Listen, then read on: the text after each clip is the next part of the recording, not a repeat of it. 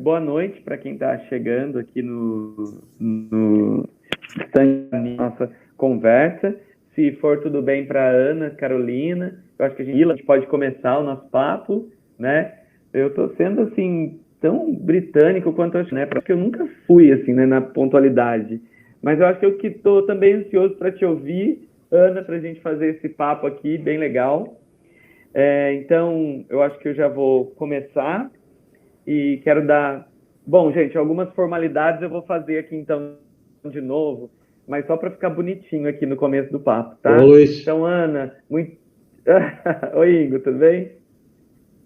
Tudo. Só dá um oi pro Luiz aí, Ivan. Desculpa te interromper, né? Imagina. Oi, Ingo. Tudo bem com você, Ingo? Tudo ótimo. Vamos ouvir agora a nossa estrela. Isso aí, sem mais delongas, então. Tivemos essa abertura aí do Ingo. Ana, queremos agradecer a sua presença aqui conosco, né? Em contribuir, fazer essa troca aqui com a gente. Para quem está aqui na sala e ainda não conhece, eu fiz uma cola para mim, apesar de já conhecer bastante a Ana, mas um currículo tão especial quanto o dela, não quis esquecer nenhum ponto importante. A doutora Ana Carolina Portugal, ela é neuropsicóloga, pós-doutora em Ciências Biomédicas na Federal Fluminense. É isso? Ana, me corrige depois se eu errei. Coordenadora acadêmica do IBNeuro. Ela também é coordenadora da ANOVA. É professora da Universidade Federal do Rio de Janeiro. Autora de um dos testes que virá em breve aí, a Matriz de Inteligência Geral, o MIG. Enfim, uma pessoa muito especial, muito querida, uma grande parceira da editora Nila Press. Boa noite, Ana. Seja bem-vinda. E eu vou deixar para você seguir em frente aí com o seu papo aqui conosco, tá bom? No final a gente faz perguntas para você. Boa noite. Obrigada, Ivan. Eu que agradeço o convite para falar desse tema que eu gosto. É um prazer ser parceira da Nila. Vamos começar, então, a trocar nossas ideias. Eu vou compartilhar aqui, tá, Ivan? Combinado.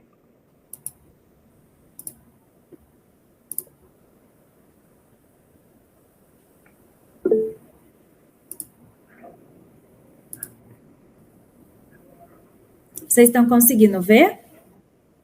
Sim. Estamos sim, Ana. Mais ou menos uns 15 minutos, né? Eu vou colocar aqui para eu não me perder.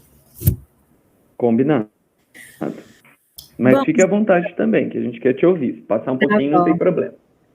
Sejam todos bem-vindos. Eu sou a Ana, fui convidada, então, para falar sobre aspectos de avaliação da atenção e memória na avaliação neuropsicológica. E fiquei pensando no que passar, no que falar, e eu acredito que tem um aspecto que seja muito importante quando a gente pensa em avaliação neuropsicológica. A gente sabe que são diversas as demandas que chegam até a gente no consultório, independente de quem atenda criança, adulto ou idoso. No entanto, às vezes as queixas não estão relacionadas ao que realmente a pessoa sente ou ao que realmente está prejudicado. Então, nesse processo de avaliação neuropsicológica, em que a gente tenta mapear quais são as maiores dificuldades e quais são as potencialidades daquela pessoa, a gente precisa estar muito atento a quais funções eu preciso avaliar. Se a gente pensar em atenção e memória, elas são funções altamente interligadas. E aí, por isso, eu escolhi vir por esse caminho, que é o do quais situações que a gente deve avaliar a atenção. Ou seja, em quais situações que a atenção ela pode influenciar e parecer, né, com algum aspecto disfuncional ou parecer com algum transtorno. Se a gente pensar bastante na atenção, a atenção é como se fosse a nossa janela. Alguns autores até comentam que a nossa atenção é um holofote. Então, se vocês estão aqui não estão prestando atenção no que vocês estão ouvindo, estão preocupados com outra coisa ou com a atenção voltada para outro aspecto, vocês não vão de forma alguma depois se lembrar do que eu falei para vocês. Então, a atenção é esse primeiro momento em que eu estou tentando armazenar essas informações. Então, eu preciso avaliar a atenção na maioria dos casos, porque se a pessoa tem uma dificuldade de atenção, ela pode não conseguir depois lembrar do que ela precisa. Quer ver? Isso é muito comum em avaliação infantil. Quando eu pergunto para a criança o que ela aprendeu na escola, ela não lembra. Mesmo, tá vendo? Mesmo que essa queixa se pareça com memória, ela pode ter uma dificuldade de atenção. Então, a atenção, ela precisa ser avaliada na maioria das vezes. Se eu não avalio a atenção e eu não sei se a atenção está disfuncional, eu posso ter, inclusive, resultados em outros instrumentos que não vão acusar uma dificuldade na inteligência, uma dificuldade em funções executivas, mas a dificuldade está na atenção. Quando a gente fala da avaliação da atenção, aqui a gente está falando da bateria Rotas, e o que eu gosto muito na bateria, eu utilizo no dia a dia, no consultório, e o que eu gosto muito é que eu falo que ela ajuda a gente, né, justamente por conta do caminho desenhado. A bateria Rotas, além de avaliar 3 tipos de atenção diferentes, porque a gente sabe que a atenção é um construto global, mas ela é subdividida, então eu tenho a atenção concentrada, em que eu procuro apenas um estímulo, eu tenho a atenção dividida, ou seja, eu preciso direcionar a minha atenção em 2 estímulos ao mesmo tempo, e eu tenho a atenção alternada, que é diferente porque primeiro eu resolvo um estímulo, depois eu tenho outro estímulo para resolver. Como eu tenho a mesma quantidade de estímulos e o mesmo tempo que é dado para a pessoa executar a tarefa, eu consigo verificar qual foi a maior dificuldade dela.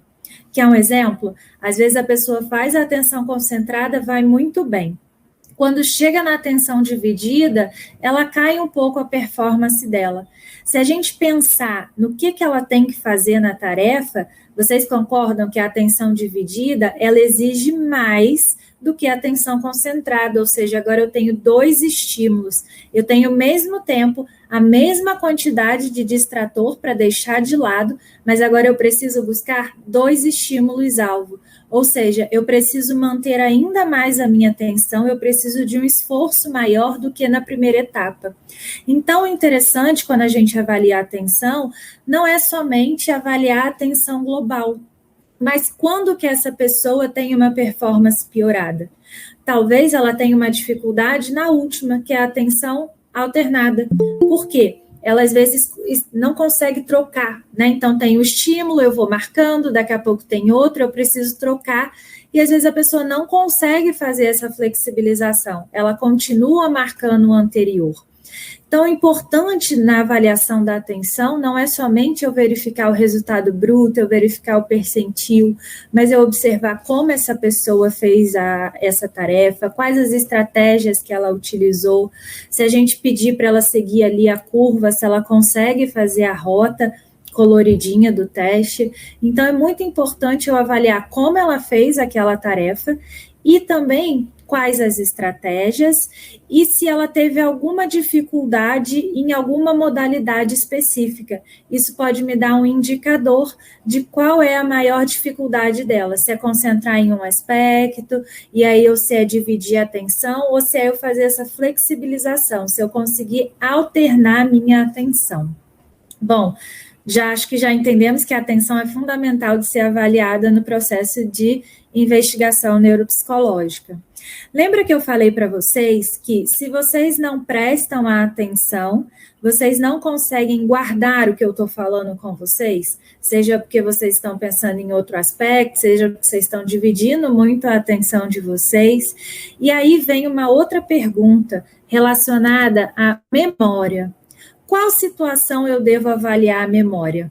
Atenção e memória andam praticamente juntas. Quando a gente recebe uma queixa de memória, a gente recebe muita queixa de memória no consultório, O primeiro ponto é verificar, isso é uma dificuldade de atenção ou isso é uma dificuldade de memória? Ou seja, eu não consigo lembrar porque eu não tenho essa informação armazenada, né? A minha atenção não me auxiliou nesse processo, ou eu tenho aqui guardado, eu prestei atenção, mas eu não consigo evocar. Eu digo que eu não consigo puxar de volta essa informação. Aonde que está essa dificuldade? Por isso, quando eu tenho uma queixa de memória, além de avaliar a memória, é preciso avaliar a atenção. E além de outras queixas, às vezes a atenção influencia na memória, e eu preciso avaliar a memória também. O que eu gosto mais no Memorê? Ele me ajuda no limbo da faixa etária. Para quem avalia criança e para quem avalia adolescente, sabe que a maioria dos instrumentos termina pelos 11 anos e depois vai começar só nos 18 anos. Então, eu tenho um limbo nessa faixa etária que é muito difícil de encontrar instrumento. E o Memorê, ele começa a partir dos 14 anos, o que já me ajuda nessa avaliação. Um outro aspecto importante para quem avalia idoso, por exemplo, às vezes o idoso está em algum processo de afasia, às vezes o idoso não consegue mais ler. Então, como os estímulos do Memorê são apenas coloridos e divididos em setores, as pessoas que já estão mais prejudicadas conseguem fazer a tarefa porque a demanda é muito mais de reconhecimento, é o de curto prazo e de reconhecimento.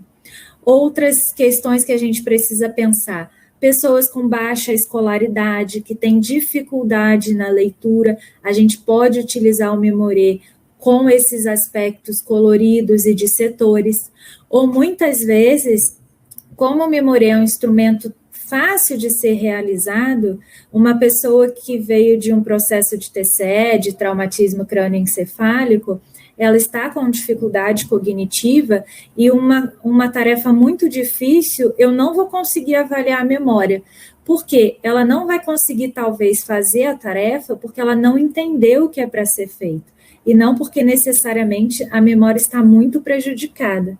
Quando eu começo pelo Memorê para fazer um rastreio, quando eu utilizo um instrumento que é de fácil compreensão e que ela consegue resolver de forma fácil também, eu posso verificar se esse nível de memória está muito prejudicado. Então, a memória precisa ser avaliada em vários aspectos. A gente tem, às vezes, já é costume da gente falar assim, eu vou avaliar a memória, mas a memória ela vai se dividir em aspectos de ela vai se dividir em aspectos sensoriais, será que é visual, será que é verbal, de reconhecimento, de curto, de longo prazo. A avaliação de memória é algo que exige muita dedicação nossa, porque apesar de ser uma palavra, ela coloca vários construtos ali em volta dela, e ela coloca várias modalidades associadas a ela. Por isso que é sempre importante também a gente avaliar a memória. O que eu quero que vocês percebam é que a gente precisa, através da nossa entrevista inicial, entender muito bem a queixa, porque a atenção, memória, assim como outras funções, elas são interligadas. Quando a gente explica, né, na faculdade que a atenção funciona com essas áreas, a memória funciona com outra área, de fato, no dia a dia, elas não são separadas. Todas essas áreas estão funcionando, umas mais ativas, outras menos ativas, mas de forma conjunta. Então, é muito difícil eu conseguir mapear exatamente qual é a função em que eu tenho prejuízo. Então, presta atenção nessa queixa, avalie sempre a atenção, já que ela é o contato inicial, né, com o mundo. Eu tenho o aspecto sensorial, a percepção, e eu preciso prestar atenção para captar isso. E a memória, que vai ser diretamente influenciada pela atenção. Além disso, as outras funções também precisam ser avaliadas. Tá? Não só atenção e memória, mas são fundamentais em todos os processos. A gente utiliza a atenção no nosso dia a dia, para que a gente consiga selecionar o que eu vou processar. O meu cérebro não seria capaz de processar tudo que eu vejo, e tudo que eu escuto, e todo o contato que eu tenho, então eu faço esse filtro, e eu preciso armazenar essas informações para que depois eu utilize isso. crianças na aprendizagem, adultos no trabalho, tem trabalhos que requerem mais atenção, tem funções que exigem mais de uma memória, de guardar o que eu preciso fazer, idosos que precisam guardar as informações, onde guardaram os objetos, guardar aonde eu fui, guardar qual é o caminho que eu preciso. Então, sempre prestem atenção na queixa e utilizem os melhores instrumentos para ajudar vocês nesse processo. Lembrando que a avaliação neuropsicológica não é testagem. A gente precisa de um processo maior e mais completo. Mas os instrumentos, eles são as melhores ferramentas que a gente tem para que a gente consiga, de uma forma mais objetiva, mensurar todo esse prejuízo. Bom, eu deixei um tempinho para a gente conversar e ver se temos perguntas. Eu agradeço muito a Nila pela apresentação, pelo convite. Deixa eu voltar aqui que eu não estou vendo vocês. E agora eu estou aberta a perguntas sobre os instrumentos, sobre os processos avaliativos. Muito obrigado, Ana. Nossa, o papo vai abrindo muitas ideias aqui de pergunta para fazer, né? Eu combinei também que se alguém desejar colocar pergunta no chat, mas também fiquem à vontade quem quiser, abrir o microfone. Acho que a ideia é a gente bater um papo com a Ana aqui, aproveitar e trocar ideias também, né? Porque eu acho que a gente aprende mais. Então eu vou emendar na primeira aqui, vai aquecendo e as pessoas que quiserem fiquem à vontade também. Ô Ana, então, assim, eu queria que, se você pudesse nos falar, por exemplo, alguma vantagem, alguma contribuição do uso de ferramentas, né, que eu digo avaliação, testes psicológicos, no diagnóstico diferencial, né? O teste contribui, por exemplo, para um diagnóstico diferencial e também na reabilitação. Fala um pouquinho, assim, do seu conhecimento nesse sentido. Com certeza, Ivan. Quando a gente reúne as nossas informações, a gente precisa de alguns instrumentos que meçam determinado construto, porque senão é muito difícil através só do que eu acho, né, e do que eu observo. Então, eu acho que é uma dificuldade de memória, eu acho que é uma dificuldade de atenção. Inclusive, se a gente pegar o nosso DSM, que é o nosso guia na avaliação neuropsicológica, alguns diagnósticos diferenciais são feitos de acordo com esses instrumentos e os resultados. Transtorno neurocognitivo leve, alguns desvios padrão abaixo. Agora, se começa a aumentar muito, eu já vou para um transtorno neurocognitivo maior. Eu não posso fazer isso da minha cabeça, né? Então, aí eu acho que está muito prejudicado, deve ser um transtorno neurocognitivo maior. Não, a gente precisa avaliar todos esses detalhes, inclusive isso é pedido pelo nosso diagnóstico manual, né? O DSM-5. E da reabilitação, o que é muito legal, Ivan, é a gente poder fazer a nossa avaliação, talvez encaminhar para um processo de reabilitação ou de estimulação cognitiva e depois reavaliar. Então, se eu tenho diversos instrumentos, eu consigo não repetir, por exemplo, algum instrumento que eu usei, mas um que meça os mesmos construtos, mas antes e depois, né? E, por exemplo, o Memorê, eu vou olhar lá e vou tentar decorar aquelas figuras, né?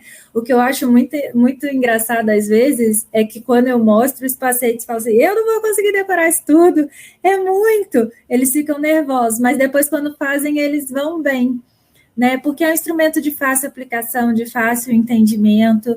Eu uso muito com pacientes que vieram de TCE, como eu falei, e também idosos, justamente para eu conseguir fazer esse diagnóstico diferencial entre transtorno neurocognitivo leve e maior, que são os casos que mais predominam, né? E a queixa é sempre a memória. Que tipo de memória já foi afetada? Então, a gente precisa avaliar tudo isso. Muito, muito bom, muito legal. Quem mais? Mais alguém quer abrir o microfone e fazer uma pergunta para a Ana? No chat, alguma coisa. Tem no chat. Vamos lá. Então, eu vou ler uma do chat aqui para a gente, e depois a gente troca para alguém, se alguém quiser perguntar também. Olha, a Silvia Pacanaro está colocando, né? Na devolutiva é muito importante mostrar os resultados dos instrumentos, pois o paciente entende melhor suas habilidades e dificuldades. Você percebe isso também, Ana? Como que é?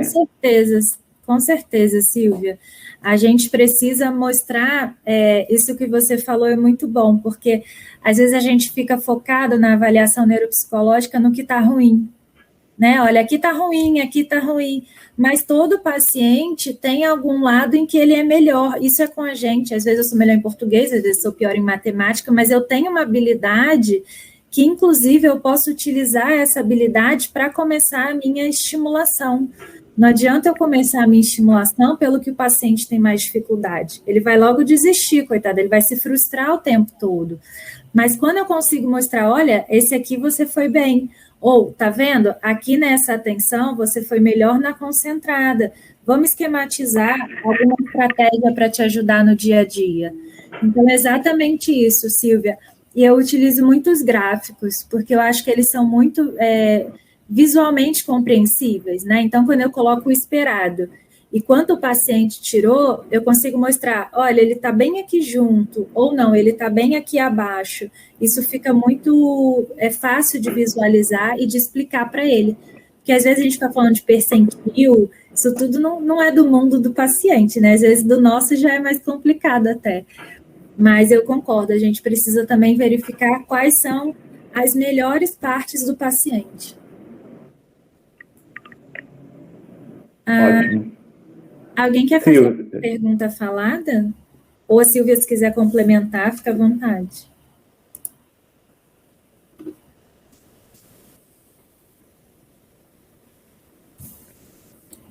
Eu acho que tem no chat, Ivan.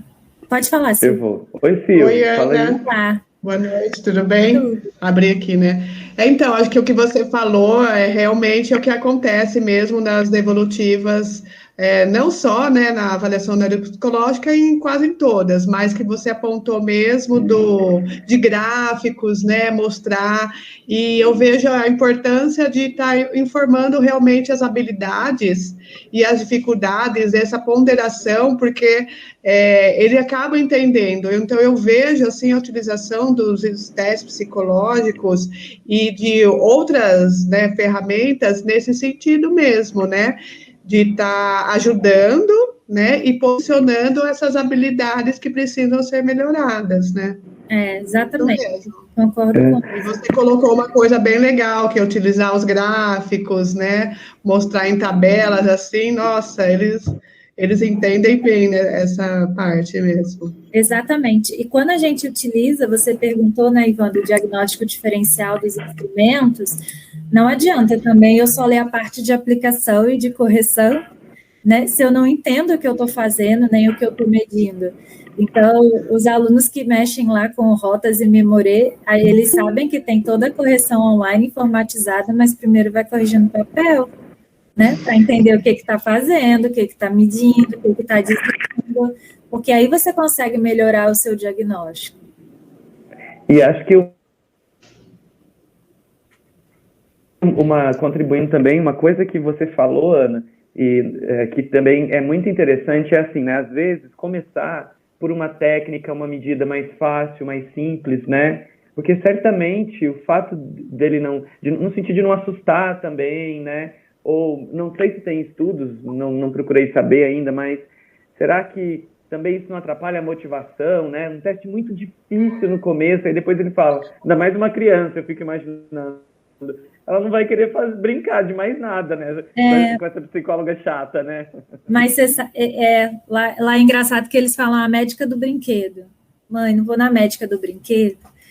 Os idosos, né, se você começa por uma coisa difícil e ele ainda não tem muita consciência do que está acontecendo, é ali no seu consultório que ele vai começar a entender que ele não consegue fazer determinadas atividades mais.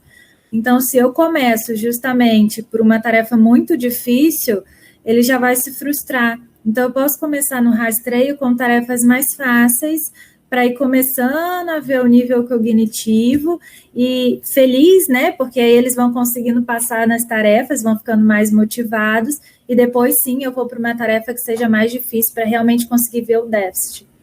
Mas muitas vezes essa ficha cai lá no consultório, né, de como assim eu não consigo fazer isso? Eu tive uma dessa com um exame com oftalmo, sabe? Eu achei que eu conseguiria enxergar muito bem, mas quando eu cheguei lá, ele me mostrou. Então, para mim, eu levei um susto. Falei, nossa, como que eu realmente tinha uma medida errada, né? Interna, assim.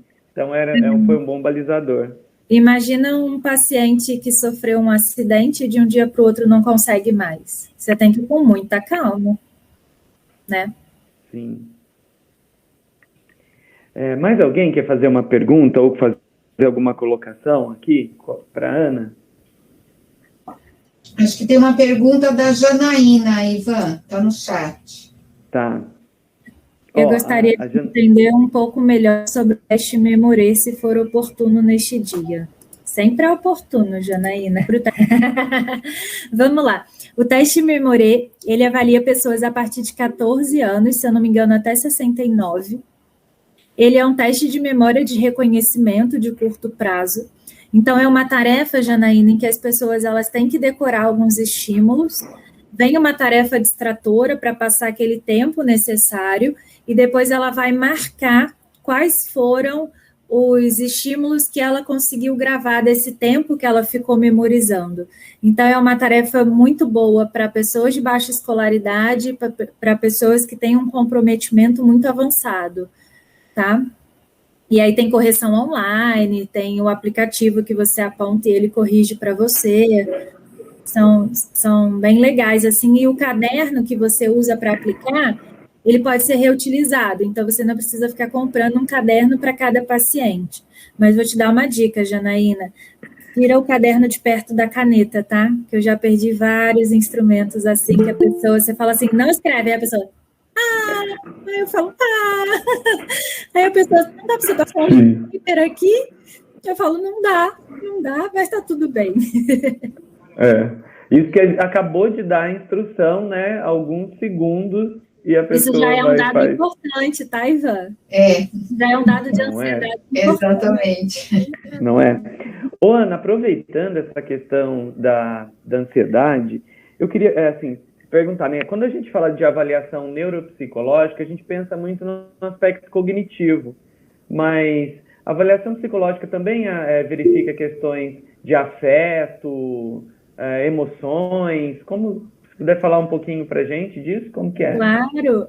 Às vezes a gente fica muito focado, né, em memória, atenção, inteligência, mas a gente sabe como os processos depressivos fazem influência nos processos cognitivos, a gente sabe como que a ansiedade, né, tem crianças que às vezes vêm com suspeita de transtorno, déficit de atenção e hiperatividade, mas no fundo é uma ansiedade.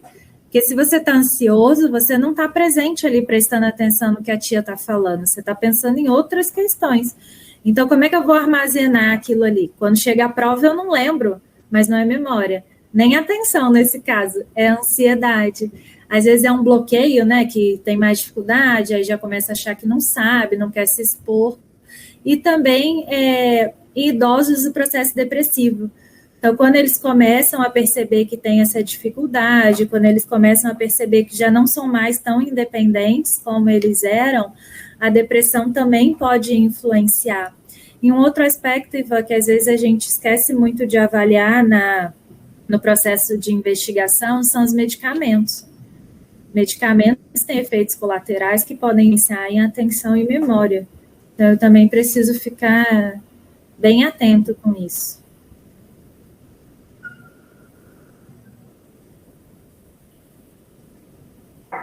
Alguma pergunta, pessoal? Eu ainda tenho. Bom, gente, só antes da gente continuar, Ana, aqui com o nosso papo, queria dar boa noite também para alguns queridos colegas que chegaram. Quem chegou durante a nossa apresentação, a gente está num papo aqui bem legal com a neuropsicóloga, doutora Ana Carolina Portugal, do IBNeuro, da Federal do Rio de Janeiro. Queria dar uma boa noite para a querida professora Cristina Pellini, que eu acho que ela está aqui com a gente na sala. Se ela quiser dar um oi para a gente aqui também. Olá, tudo bem? É que eu estou na rua. Deixa eu tirar a máscara aqui. Oi, tudo bem? Tudo Não bem. resisti, Cris. Então, eu estava atenta aqui, eu falei, vou parar o carro aqui no lugar, mas está tudo bem aí com vocês? Parabéns aí pela palestra, eu peguei uma final dela e as Obrigada. perguntas, né? Muito interessante. Obrigada. E amanhã eu vou estar com vocês também. Beijo, Ivan, beijo, Irene. Que legal, obrigado, Cris. Gente, também Estou está participando. aqui o querido professor Roberto Cruz, também autor do teste Memorê, né? Ô, Roberto, boa noite, meu querido, tudo bem? Isso, Ih, tá não estamos te tá no ouvindo. mudo.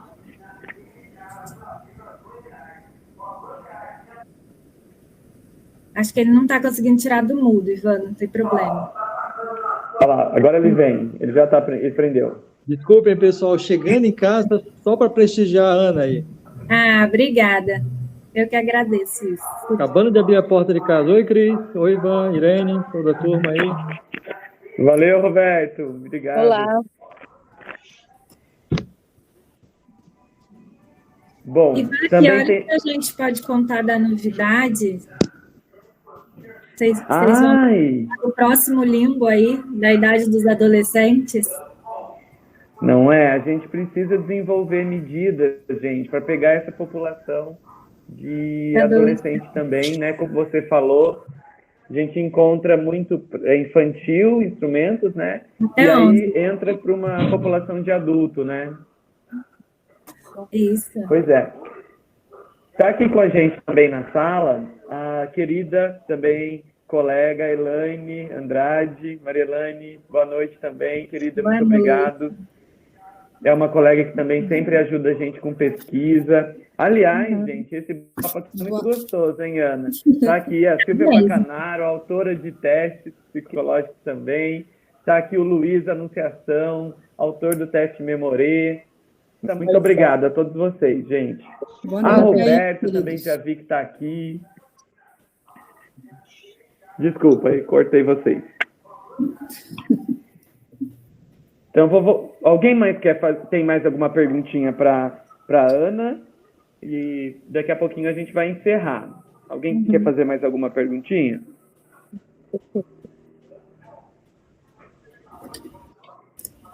Acho que não tem nada. Acho que está todo mundo querendo o sorteio, viu, Ana? Isso sim, eu né? também.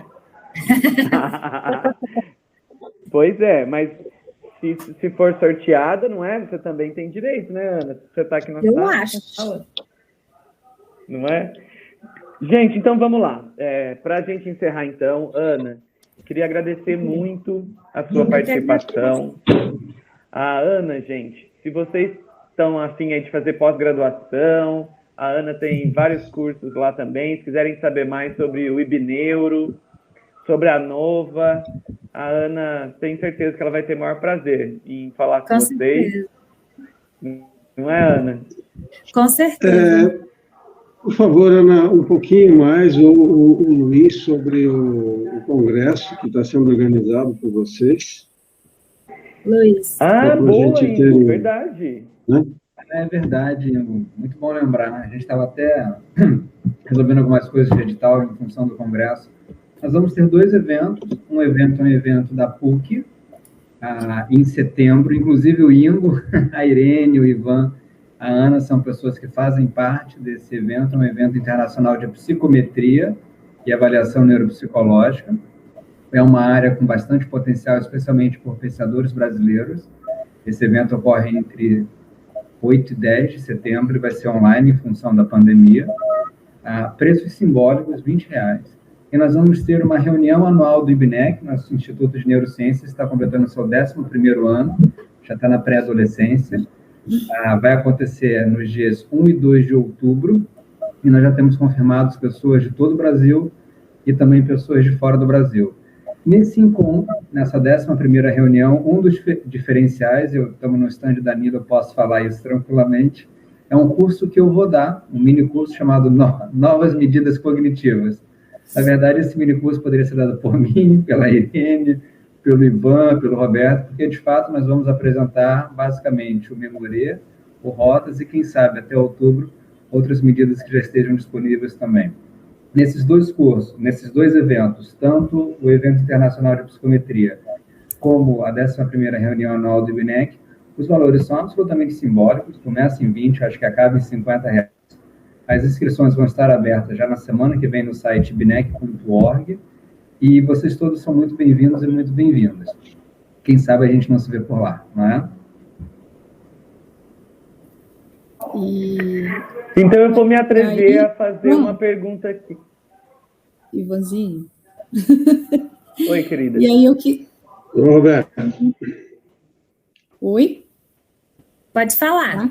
Então, aí eu queria fazer um pedido, assim, especial sobre os dois eventos. O Ivan sabe, a gente gosta de arrumar evento, e arrumar confusão, né, Ivan, de vez em quando.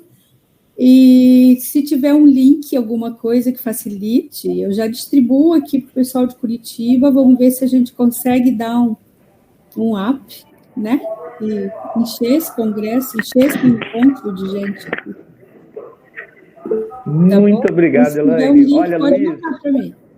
Coloquei aqui o link, ibnec.org, e aproveito que eu não tive a oportunidade de fazer esse convite antes, eu vou fazer o convite para o Roberto, para ele estar conosco no evento de psicometria, Roberto, entre 8 e 10 de setembro. Depois eu te mando um e-mail formalzinho via PUC, mas se você quiser, você vai ser absolutamente bem-vindo, tá bom? Obrigado, Luiz. Abraço, cara. Que demais, gente, esses contatos aqui. Vamos lá. Ivan, vocês já lançaram o baralho aqui já, né? Fizemos lançamento ontem. Gente, eu recebi, vocês já viram o baralho? É muito divertido. Eu já estou pensando, porque eu tenho muita criança, a usar todos aqueles cartõezinhos, sabe, para reconhecimento emocional. Acho que eu não acerto todos também, não. Olha. Eu vou perguntar para as crianças mesmo. Achei o máximo aqueles cartões. Muito bom, ficou muito lindo o material mesmo. Eu quero aproveitar, gente, convidar vocês amanhã, no intervalo de amanhã, às 15h30. Isso. A Irene vai falar para a gente sobre a correção informatizada, a plataforma de correção web e o aplicativo da Nilapress para corrigir esses materiais, né? Então, se você ainda está participando aqui do congresso, amanhã, às 15h30, tem a Irene. E aí eu já quero convidar a Irene, então, para esse papo aqui, antes da gente fazer aqui o sorteio. Ô, Irene, eu vou fazer uma pergunta para você, para a gente já aquecer os motores para amanhã. Ô, Irene, a correção informatizada da Nila, dos testes, tem custo? Uma boa pergunta, Ivan, porque tem muitos outros testes por aí no mercado que a correção web, né, a correção online tem um custo adicional. No caso dos instrumentos da Nila, não. Os testes, eles oferecem esse recurso, né, com uma cortesia para todo mundo que adquire os blocos de folhas de respostas. Então, a mesma quantidade que vem no bloco, que são 25 folhas, a pessoa recebe como cortesia as licenças, tanto para correção pelo site, pelo web, como também, no caso do Memorê, pelo aplicativo, né? Que é possível baixar o aplicativo, tirar a foto da folha de respostas e resolver ali toda a correção, né? Inclusive emitindo o relatório somente com o uso do celular, do aplicativo. Então, é bem tranquilo. Amanhã a gente fala um pouquinho mais sobre isso, tá bom? E aproveitando, porque isso é quase que uma collab, eu queria saber uma coisa, Irene. No manual, na correção informatizada, tem alguma coisa lá, se eu for da área de neuro, e tem alguma coisa especial da área de neuro? Você quer que eu dê spoiler, né? É isso. Eu quero. Então tá. Sim, os dois instrumentos, eles têm aí a contribuição da Ana e do Luiz, porque nós fizemos um relatório sobre a perspectiva neuropsicológica, tanto para o teste Memorê, como para o teste da bateria rota de atenção. Então, nos dois instrumentos tem lá uma síntese, né, trazendo essa visão pela perspectiva da neuropsicologia. contribuições aí do Luiz e da Ana Carolina. Tá? Chega de spoiler, senão não vai ter mais nada para falar amanhã. Você tem muita coisa, que eu te conheço. Você tem